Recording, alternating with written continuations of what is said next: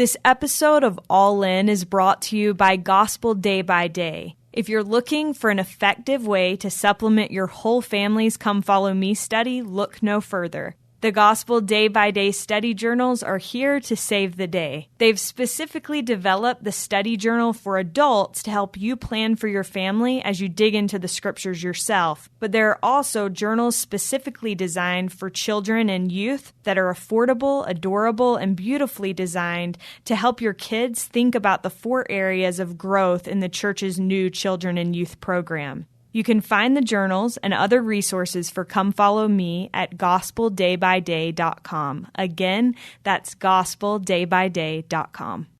They say everything is bigger in Texas, and Britt Berrett was a hospital administrator at a very large 898-bed hospital. He is also the author of the New York Times and Wall Street Journal bestseller, Patients Come Second. The concept of the book may seem counterintuitive, but it is really quite simple and makes a lot of sense. In order to best care for patients, nurses, physicians, and all hospital employees must first be engaged, understanding their purpose, and empowered to lead. Where did this idea come from, though?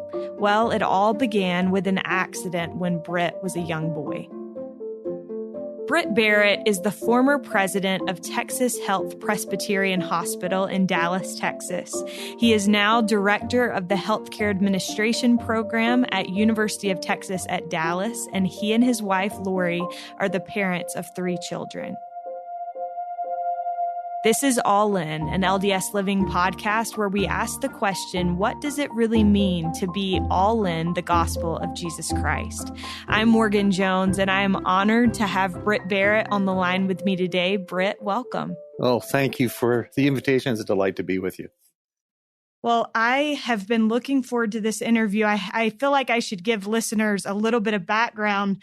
We received an email from someone who works with you in the Dallas temple. Is that right, Britt? He actually shared with me about the podcast, and I've become a fan, and I just love him. So he and I talk about him on a regular basis. So, Morgan, I got to thank you for doing this. This is amazing. The interviews that you're conducting are absolutely awesome. So thank you. Thank you. Thank you. Well, it is such a treat for me to have any part in this podcast. And I was just telling somebody this morning that I feel like it's helped me more than it's probably helped anybody else. And so I just feel blessed to get to do it.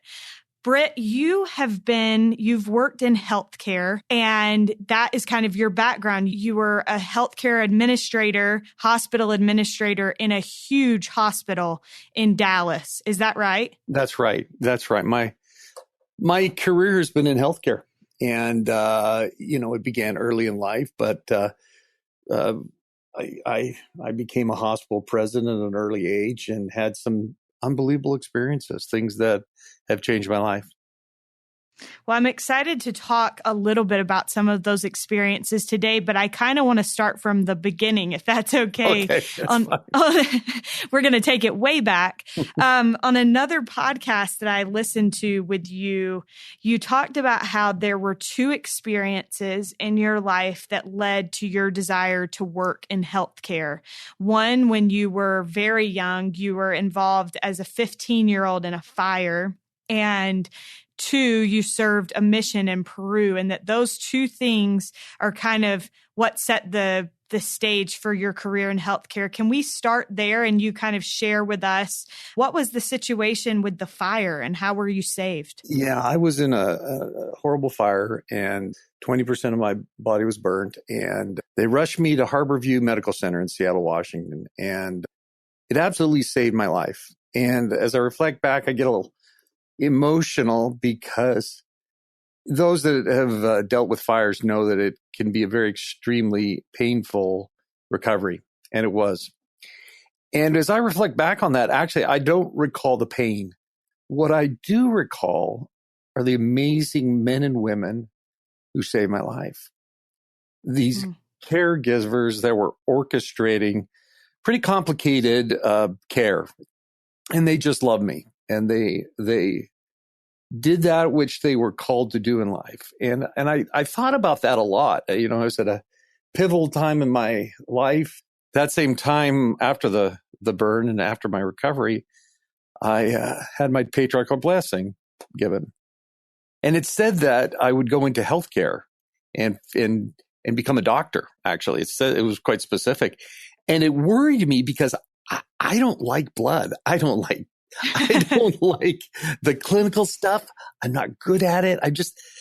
But I kind of have a business mind. And I thought, well, what am I to do? This is what the Lord has said my calling should be. And so it was a tough time. Later, I served a mission in Peru. And if any of us have lived in a third world country, it is sobering to see some of the standards of the communities. And the people are just wonderful. The Peruvian people are just some of the most Christ-like people I've ever met in my life. And on occasion, we would travel through some of the most destitute places, but through hospitals as well to give blessings. And I watched people reaching out to these two young missionaries, begging for help and begging for care and blessings. And I returned home, went to BYU, and was trying to figure out what I wanted to do in life. How could I combine all these experiences into a profession? And I was at the Marriott Business School and had a lecturer come and speak. A guy by the name of Mark Howard, an icon in healthcare.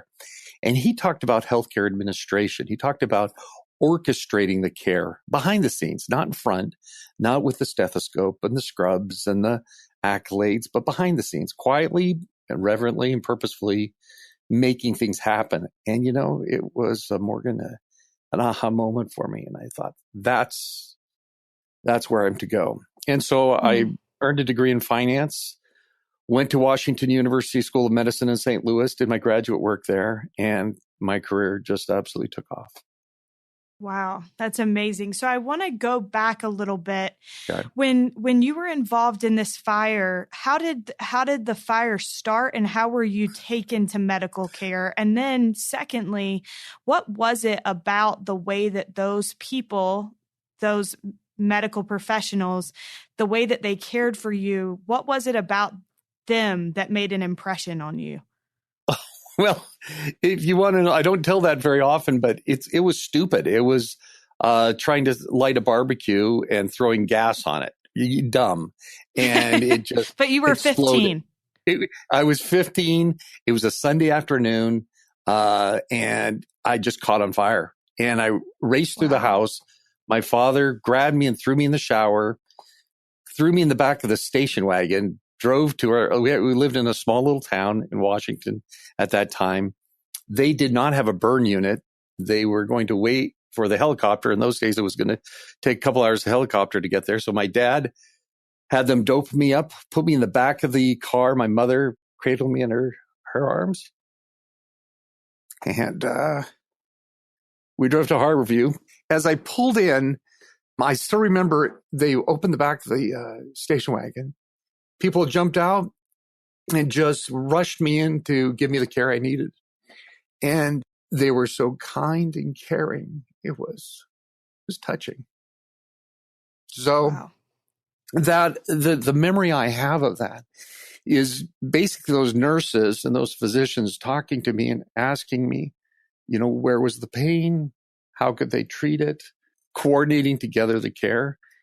And it's an experience that I don't want to repeat, but it's an experience that changed my life. So interesting how that happens. So fast forward and you get a job at a hospital early on in your career as a young CEO, and you share you've talked about this experience and how you found that you kind of had to turn around this hospital. Could you share some principles that are most helpful to making improvements in any organization, healthcare or not, as a leader that you learned from that experience? And if you need to tell any background on that, that's totally fine. Okay. Well, thanks. I kind of got my emotions under control there. So thanks for giving me the pause. I got a little emotional. When you think back on life experiences, rarely do we pause and ponder and consider what happened. And it brings back this overwhelming emotion. I think that's okay. I absolutely think that's okay. It puts an exclamation point on the road that you've traveled. So, I finished graduate work, moved out to California, became a CEO of a hospital, first with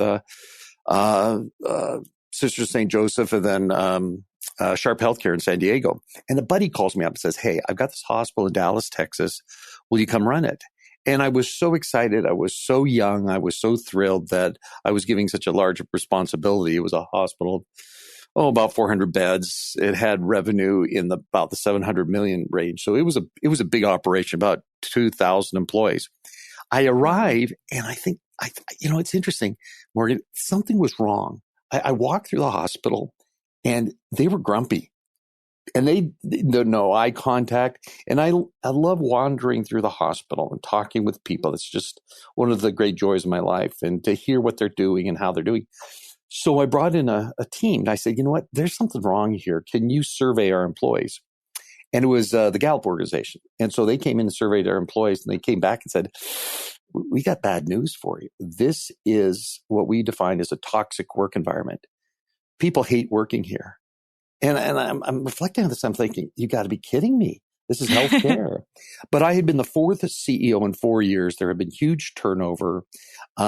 Equipment was broken. They had about a 30% vacancy rate. So every third shift, they had to hire someone as an agency nurse or have ask people to work extra overtime. It was not what I had envisioned and what I had experienced.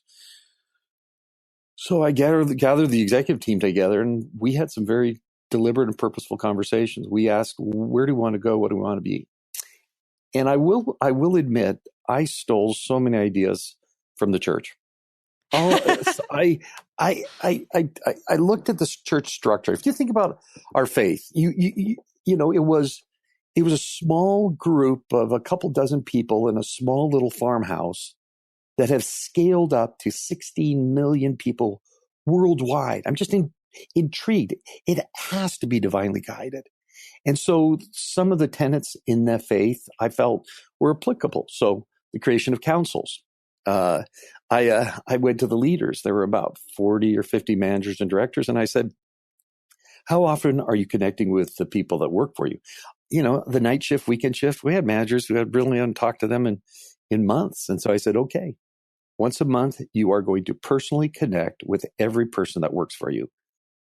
Does that sound familiar at all? And we're going to create study sessions where we're going to study leadership, and we're going to have regular meetings, book clubs.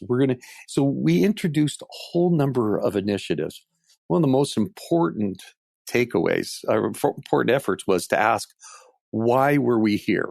What was our purpose? Why was this hospital created? Why are we here? And where are we going to take this hospital into the future?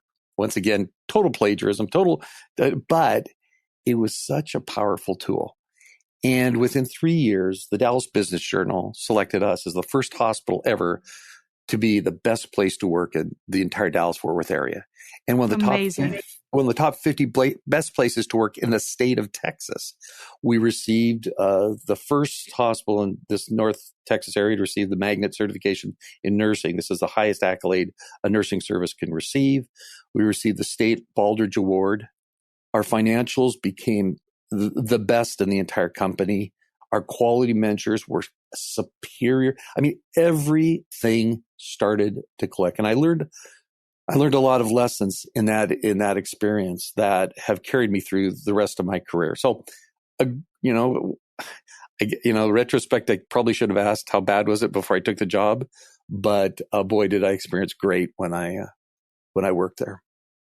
So I'm curious, Britt, when you have, as a leader, you mentioned councils as an example and kind of touching base monthly with your employees, which seems like a no-brainer, but when it's not happening, that's revolutionary. As a leader, what are some of the things that you have to do to make sure that your employees' needs, those under you from top down, their needs are being met? What are some of the things that you found to be key in doing that?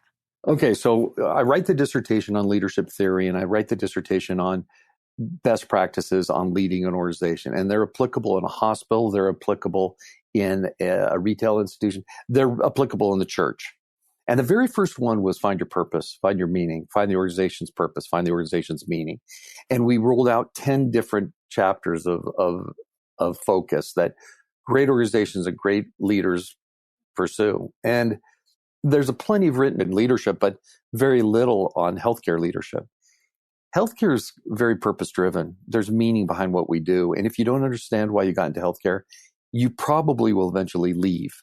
And I think that's true in life. Listening to some of the other podcasts that you have, you can feel that, just that purpose and meaning. Who was the photographer? He gave a really good one. Chris Burkard. He's amazing. Gosh. Yeah. He's talking about this calling in life and this purpose and meaning, and I hate to say it, Morgan, but when you do your podcast, I'm talking to you at the radio. I'm talking because I listen to it on my drive in.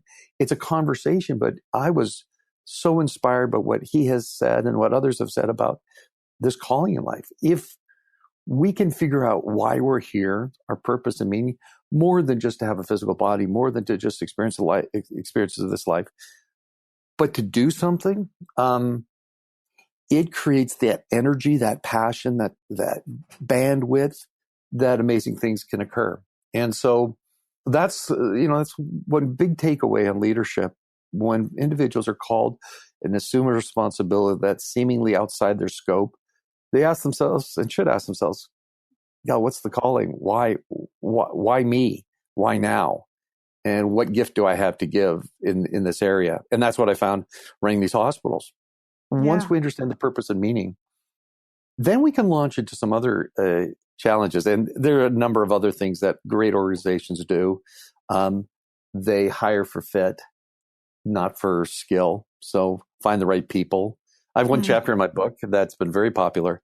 And it's an interesting story. The title is No Whiners, No Losers, No Jerks. And I found that there are some people that are working on teams that are just whiners. They're just, how's your day? Oh man, this place is horrible. And they find great joy in being to complain. And I just don't think there's a place for them. You share with them, you coach them, you inspire them, or you fire them. Right. And that's really resonated because a whiner can really suck the lifeblood out of an organization, can suck the lifeblood out of a team. And so the parallel of that is find the winners, the doers, and the goofs. Find the people that are just willing to go and do and have fun. Yeah. And great organizations have created this culture of just engagement. I love that you brought up Chris Burkard. I think one thing that's been super interesting to me about doing this podcast and interviewing all of these different people who have different backgrounds and different careers and different missions, things that they feel like they were driven to do, you look at it, and I think healthcare is one where it's kind of obvious. It seems to be obvious what drives people to healthcare. I have always been impressed by nurses and doctors and everyone who contributes to trying to save people. But I've realized through this podcast that so many things people feel led to them. So whether it's being a photographer or whether it's being a journalist, in my case, it's like we feel drawn to the mission that God has for us to fulfill. But if we forget that, if we lose sight of why we're here in the first place, that's when things start to get a little bit fuzzy. There's no question about it. I recall when the stock market crashed, I got a degree in finance, and this is back in the late 80s. All my buddies who had gone into finance and Wall Street were losing their jobs left and right. And they were just, their objective was to make money. And I think that's hollow.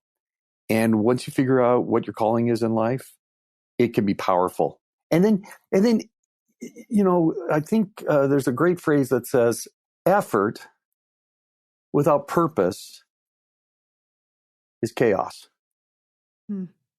Effort with purpose is passion.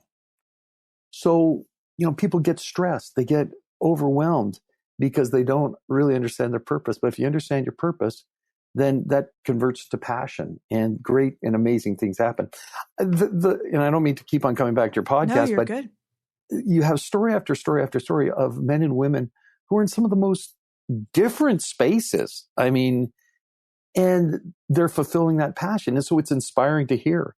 It's inspiring to know that there are people in healthcare that are doing amazing things.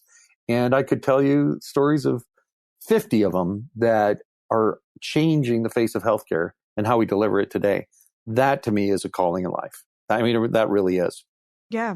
And I think it's important to touch on, Britt, coming back to your point about the desire to make money solely for the idea of making money can be hollow. But I think on the flip side, it's important to remember that desiring to make money, if you want to use it for good things, is not hollow. So I had a dinner not too long ago with a friend and her husband, and he's been very successful in his career. And I just said, how have you been able to be so successful? And he said, well, I think that I told Heavenly Father I wanted to be successful to serve him.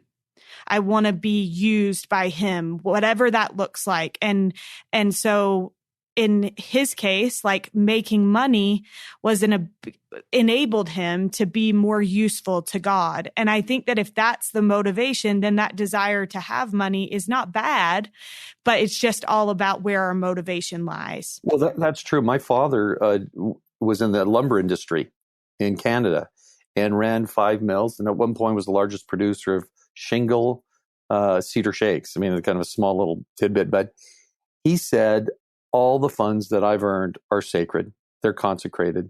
So when we look at these funds, we carefully use those as sacred funds. And that's how he lived his life. And was my mom and dad, amazing people that consecrated all those resources to the building up the kingdom.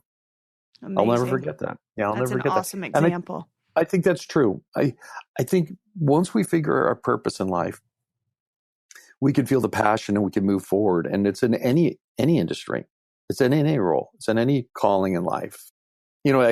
Southwest Airlines based out of here in Dallas, and I listened to Herb speak years ago. And he talked about the role and responsibility of connecting people and creating a tool so that families could reconnect. And I thought, if I'm working for Southwest Airlines, that's a pretty inspiring message. I like that.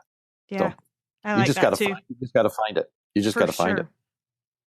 So I want to ask a couple more questions about healthcare before we kind of transition a little bit. First, What have you learned, Britt, about serving others as a result of your time in the healthcare industry? Well, I think as it relates to healthcare specifically, people get into the profession because they have a servant's heart and they want to care for others that are in their most desperate time of need. And those people are inspiring, but everyone plays a different role in that. It's kind of like an orchestra. Someone is on the cello, someone is on the drums, someone is behind the scenes making sure all the equipment is in place. It's this orchestration of a symphony that's imperative. And to respect and appreciate and honor all those different roles is important. So if I'm sitting in the CEO suite, I recognize that everyone on that team plays an important role. There are things that a CEO needs to do and must do and is assigned to do, and other roles that others do that they can and must do. And to honor that and respect that, important. More than that, imperative. You think about that in award structure as well. My wife serves in the primary. I can't think of anything more exciting, honestly. And I can't think of anything more fearful. She had me one week help teach the 5 and 6-year-olds. I was clueless. They had a co-teacher and he did the lesson. Brother Beck, he was amazing. I just didn't know how to do it. But there are men and women who have different roles and responsibilities in healthcare and roles and responsibilities in church callings in every industry. And to respect and honor that, I think it's an important effort on our parts, just to figure it out. And that's what I saw at Harborview. I saw these men and women orchestrating my care behind the scenes that saved my life. And I honor them by my effort in becoming a more effective healthcare manager or administrator. Yeah. What have you learned, Britt, over the course of your career about the ability of God to heal? I've shared this. I've done a lot of lecturing and speaking on healthcare leadership, and what I'm clear on are my values: God, family, and then my job is very, very low on that priority list. God and family, and in delivering healthcare, I reaffirm the divine direction that we can receive in our role and responsibility. We can receive divine direction. And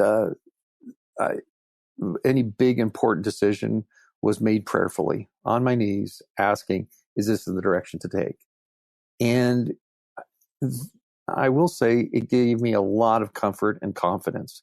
So we're planning a new program. We're planning a capital investment. We're planning a new billing system or the introduction of electronic health record.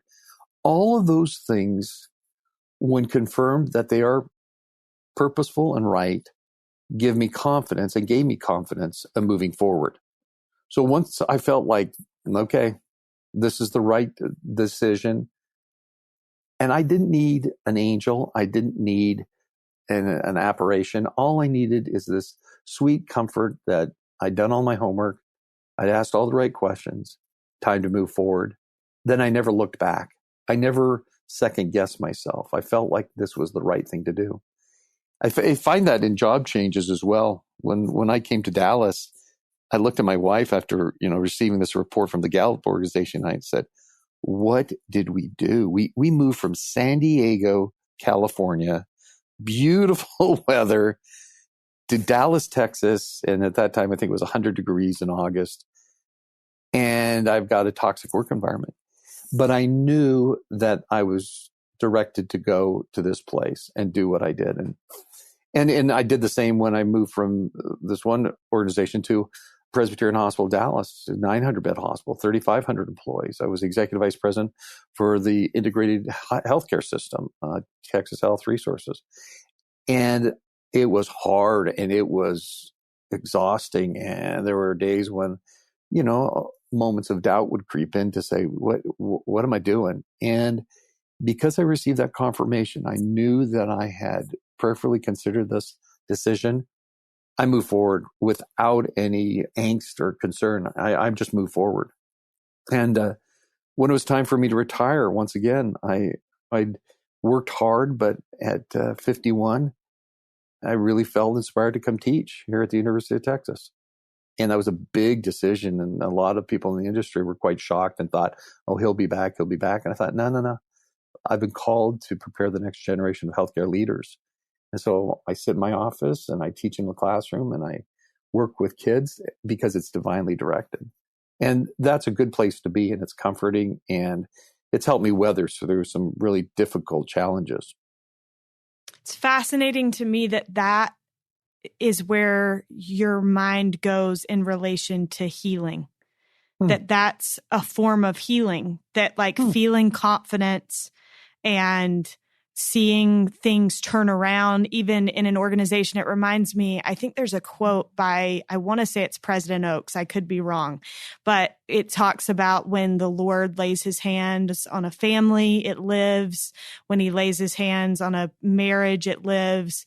And I think that what you just described is showing that God can heal and help many different aspects of our lives. I like that. I like that a lot. And I've felt that influence so many times. I believe our Heavenly Father wants his creations, us, to find comfort. And if the healthcare delivery system can be flawless, and it can be caring, and it can be embracing, I think that's what he would want us to do. And so in my role, my small area of responsibility, well, doctors do doctor things and nurses do nurses things and pharmacists do pharmacist things. I do administrative things. And together we bless lives. So I love good that. feeling. What about Britt? I imagine you were president of this huge hospital, and I imagine that sometimes you probably felt pretty spread thin in regard to fulfilling your work responsibilities, your family responsibilities, and your church responsibilities, not in that order. How did you find balance in that? And what would be your advice to someone who may be struggling to find that balance? See, I'm the wrong person to ask that question because I say, it's just like Jello. There's always room for more. There's always room for you to eat more Jello. I mean, I recall I was running the hospital and our daughter was starting her freshman year, and I wanted to make sure she had a strong spiritual foundation, not only from what we taught in the home and experiences that she had, but really the structure. So I actually volunteered to teach early morning seminary, and that went on for 10 years. So I would get up and remember the beauty of the sunrises. I never saw the sunrise. I never saw it for 10 years. I was, we had 6 a.m. seminary. And so I would teach from 6 to 7. Later on, I taught the 6 to 7 and then the 7 to 8 classes. So it was dark when you went in and light when you came out? That's right. I can relate. I was also an early morning seminary student. That's right. And those are God's warriors going to early morning seminary. I mean, that's no small effort, but I just kept on assuming or accepting and responsibilities. And I took a break for the PhD. So that was a break in that regimen. But as soon as the dissertation was completed and published, I went back to teaching. So 10 full years of teaching seminary were some of the greatest experiences and growth experiences of my life. And I don't have good advice. I just spread myself thin, and the Lord fills in the difference. And I serve in the Dallas Temple, and anyone that has served knows that it's a lot of work. I mean, it's service, and I really struggled with memorizing, and for some reason, I can speak in large groups of people, but if you ask me to remember your name or your phone number, I've got to write it down. And it was really, really, really hard. And I just kept at it. And it's been a tremendous blessing to just keep at it. Chester Elton, good friend, fellow, he's from Vancouver, Canada, where I grew up. He talks about the commitment that you need, that you have to be purposeful and intentional, but you just got to keep on slugging away. And that's, I guess, what I've done. I've just kept on accepting roles and responsibilities and directed to do that. And when I'm at capacity, I don't know if I've reached my capacity, because Heavenly Father always fills in the gaps. So as I was trying to learn all the roles and responsibilities of serving in the temple, He just kept on helping me and giving me comfort when I was a little discouraged because I wasn't doing all that could be done. He just filled in the gaps. And I think that's true. I think I just think you just keep doing. Yeah.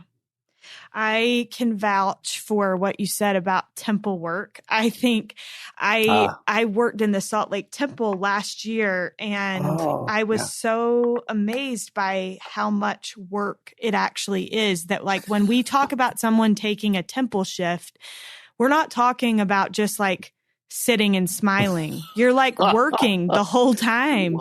Wasn't that surprising? Because when we visit the temple, it's such a beautiful and peaceful experience. And you figure all those things happen behind the scenes flawlessly. But if you're serving in the temple, you put your track shoes on, because you are moving. The men I work with have become some of my dearest friends. I just love them. They are amazing. I dropped the average age about 40 years, but they... Imagine what I did for the average age, Brett. Oh my goodness. Well, right now, missionaries that are either preparing to leave or have recently returned are able to serve. And they are so better prepared, having experienced the covenants in a way that's powerful and purposeful and meaningful. But they add to that experience. I bet they just adored having you work with them side by side. I think that would have been a great experience and great people. It's such a treat. And I think that's the thing that's so neat is to see these people, many of them who are retired, and they don't quit. They don't just go off and ride off into the sunset. They then go and work in the temple. And I'm like, we're getting our steps in, ladies, you know. But one of them said to me, he says he's from Gilmer, Texas. Brother Barrett, I'd rather wear out than rust out. And and there are 5 or 6 of them that come in a van every Tuesday. They drive from an hour and a half, almost 2 hours every Tuesday, and they serve so faithfully. And they jump in the van and they head back to Gilmer after the time is served. And they are wearing out. They are not rusting out, guaranteed. Yeah. Amazing. I love that. I want to come back. So I have one last question before we get to our final question. And I want to go back to something that you said that I actually didn't know about you, which is that you grew up in Vancouver, Canada. I don't imagine there are probably a lot of members of the church in that part of Canada. Am I right about that? That's true. In Vancouver, there's a stake. My dad served as the stake president in, that must have been 74 to 76 or somewhere in there, in that time period. And there still remains just one stake in that part of the vineyard.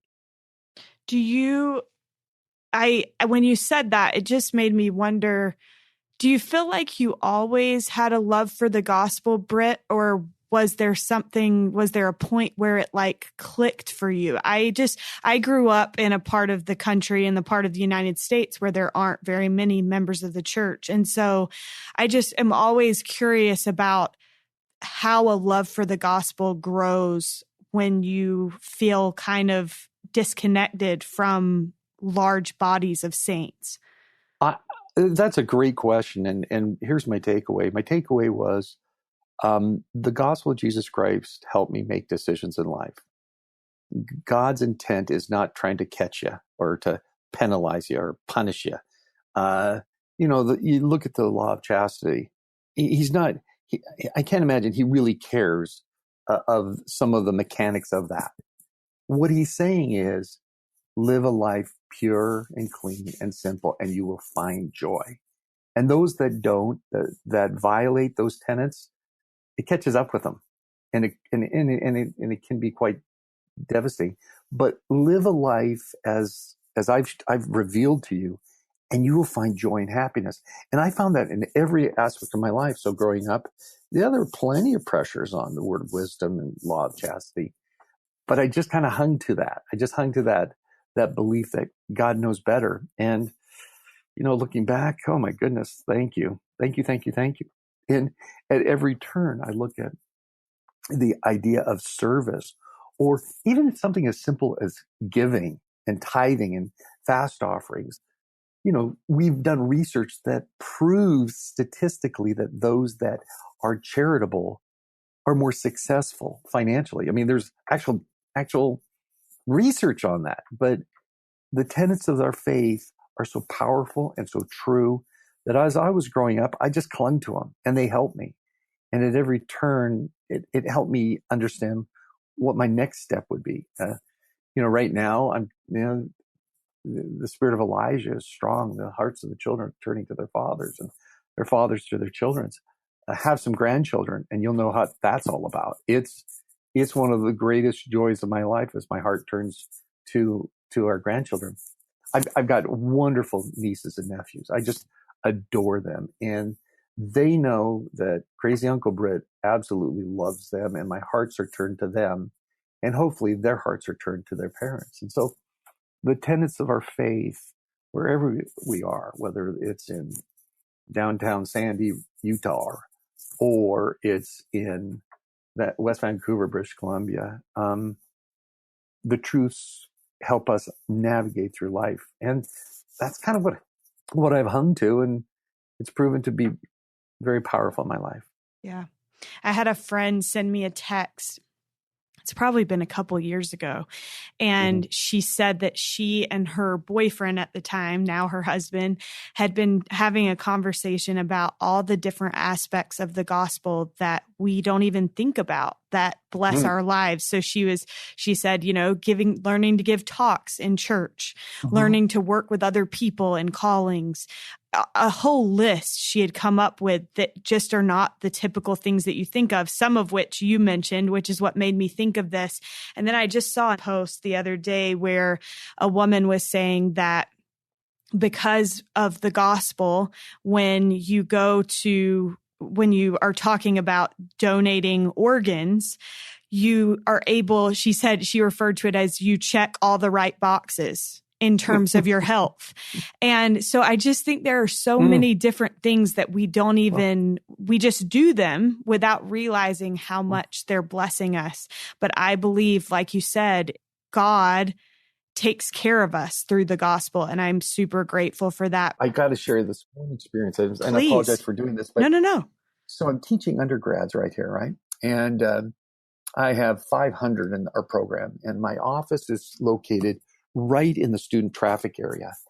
And I will have 2 or 3 or 4, 5 students pop into my office on a daily basis. It's inspiring to hear their stories, but also disheartening because they don't have a bishop that loves them, or maybe ministering brothers or sisters, or maybe a young men's or young women's president who gives them counsel and advice. That they're all on their own. And so you look at the structure of this church, we have all these rich resources that help the youth navigate through the questions of life. So they'll pop into my office and say, "Hey, Dr. Berrett, what's the scoop?"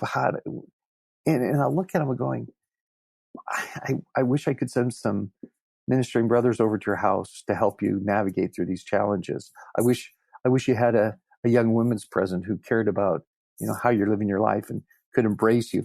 So not only the theology and the tenets of the faith, but the structure of the church is powerful. And it really is a differentiator. And for parents to try and navigate through this life without those resources, good luck. It's tough. So yeah, that to me is a great takeaway as well. I love that. Thank you for sharing that. Our last question, and you've listened to the podcast, so you know what's coming, but what does it mean to you, Britt, to be all in the gospel of Jesus Christ? First of all, love this question. And second of all, love the answers. And as I was reflecting on this after the invitation to participate, I believe being all in means you're willing to change. It means that you're willing to become different, that you're willing to become purposeful, intentional, to become more Christ-like. We claim we're Christians. How dare you not call us Christians? Okay. Well, if you claim to be a Christian, that means that you will become Christ-like. And that means you and we have got to change. And, that's one of the things I'm so grateful for my wife. She's the sweetest person in the world.